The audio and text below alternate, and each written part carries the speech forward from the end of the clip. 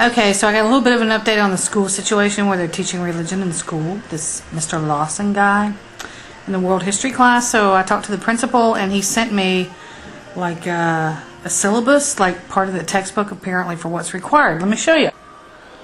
Halifax County High School Pacing Guide for World History's Part A.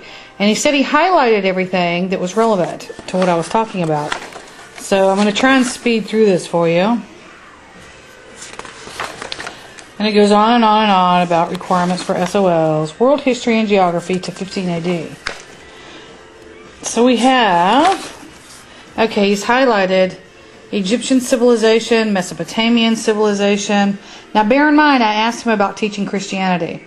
Hebrews, Phoenicians, Mediterranean coast, polytheism is practiced, monotheism. Up here about blah blah blah. Okay, this is all essential knowledge I'm showing you. The caste system, although what that has to do with Christianity I'll never know. Buddha, Four Noble Truths. Now imagine, okay, let me point this out right here. From what my daughter's telling me, which I think is a little bit exaggerated, fair enough, the truth is always in between. She never said he said anything about Buddha, but imagine if the teacher was going, now it's only my opinion and you don't have to believe it, but Buddhism is true. This is the same principle of what's going on with this teacher from what she's telling me.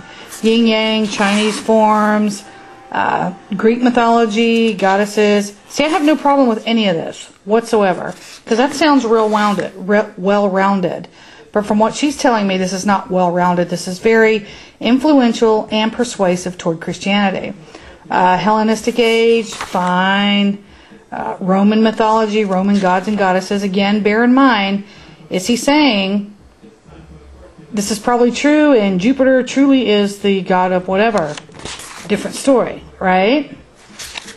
All right, continue on. La la la la la. I mean, there's so much here. Okay, here we go. Spread of Christianity. This is significant. Beliefs, traditions, and customs of Christianity. The spread of Christianity. And it's showing it from a historical perspective. The impact of the church. Because, you know, the church used to be the authority and they were the only ones allowed to read things, and then all that changed. Roman mythology again. Byzantine Empire. No problem with that. The role of Constantinople. Byzantine again, and then we come up to Eastern Church, Western Church, the division between both of them, the influence of it, what the beliefs are. Look, now we're going into Islam. Here again, remember, if the teacher's going, well, you know, if the Rosetta Stone was all put together, it would prove that Islam is true. Because this is what he's saying about Christianity, that if the Rosetta Stone was put together, it would be true or whatever. And again, you go into Muslim and the influence of the Roman Catholic Church, Charlemagne. I mean, it goes on and on and on. Influence of, what's that? The Anglo-Saxons, Vikings, Shinto. Here we go, the Buddhism from China, etc. Axum, Zimbabwe, Western African.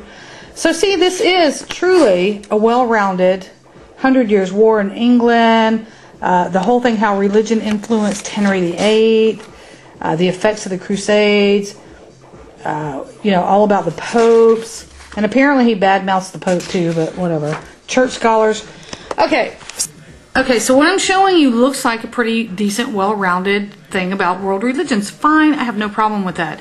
You're teaching how these types of ideas, be it, it's funny how some of it's called mythology and some of it's called philosophy, but to me it's all mythology. But it's funny how this is very well rounded and shown from a historical perspective, but that's not what's happening in this class. Now my daughter gave me the impression that he's using the Bible as text, but that's not really the case. Again, the truth is always somewhere in between. But from what she's saying, and this was also verified by a couple other students, because my older daughter went to this high school and took the same teacher, and some of her friends took this teacher, and they're all very telling the exact same story about what he says as far as trying to be persuasive with Christianity. And that's my beef.